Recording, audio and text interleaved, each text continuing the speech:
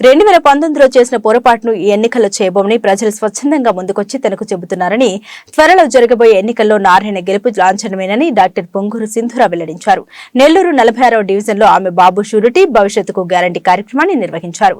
వచ్చే ఎన్నికల్లో తన తండ్రి నారాయణను గెలిపించాలని అభ్యర్థించారు. టీడీపీ నేత మాజీ మంత్రి పొంగూరు నారాయణ కుమార్తె డాక్టర్ సింధూర తండ్రి విజయం కోసం ముమ్మరంగా ప్రచారం నిర్వహిస్తోంది. బుధవారం నెల్లూరు 46వ డివిజన్లోని ఎంవీ అగ్రహారంలో ఆమె పర్యటించారు. బాబు షూరిటీ భవిష్యత్తుకు గ్యారంటీ కార్యక్రమంలో భాగంగా ఆమె ఇంటింటికి వెళ్లి ప్రచారం నిర్వహించారు. దుకాణాల వద్దకు వెళ్లి వచ్చే ఎన్నికల్లో టీడీపీకి అండగా నిలవాలని విజ్ఞప్తి చేశారు. త్వరలో జరిగే ఎన్నికల్లో తన తండ్రి నారాయణను అత్యధిక మెజారిటీతో గెలిపించాలని ఆమె కోరారు. అనంతరం డాక్టర్ సింధూర మాట్లాడుతూ నెల్లూరు నగరాన్ని ఎంతో అభివృద్ధి చేసిన నారాయణను 2019 ఎన్నికల్లో గెలిపించలేకపోయామని, వచ్చే ఎన్నికల్లో నారాయణను గెలిపించుకుంటామని ప్రజలు స్వచ్ఛందంగా ముందుకొచ్చి తనకు చెబుతుండడం ఆనందంగా ఉందన్నారు. 2014 నుండి 2019 వరకు నారాయణ నెల్లూరు సిటీ నియోజకవర్గానికి ఎమ్మెల్యే కాకపోయినా 550 కోట్లకు పైగా ప్రభుత్వం నుండి నిధులు తీసుకొచ్చి నగరాన్ని ఎంతో అభివృద్ధి చేశారని సింధూర గుర్తు చేశారు. ఈ అభివృద్ధి పనులన్నీ 90% పూర్తి అయ్యాయని, మిగిలిన 10% పనులు వైసీపీ ప్రభుత్వం గాలికి వదిలేసిందని విమర్శించారు.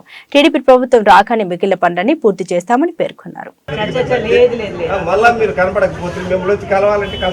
ఈ డేట్స్ లో నేను అవైలబుల్ ఉంటాను అని ముందే ఇచ్చాను.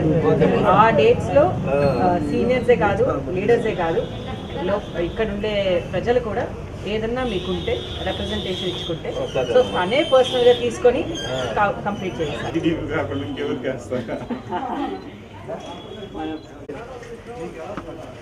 సో మచ్ ఖచ్చితంగా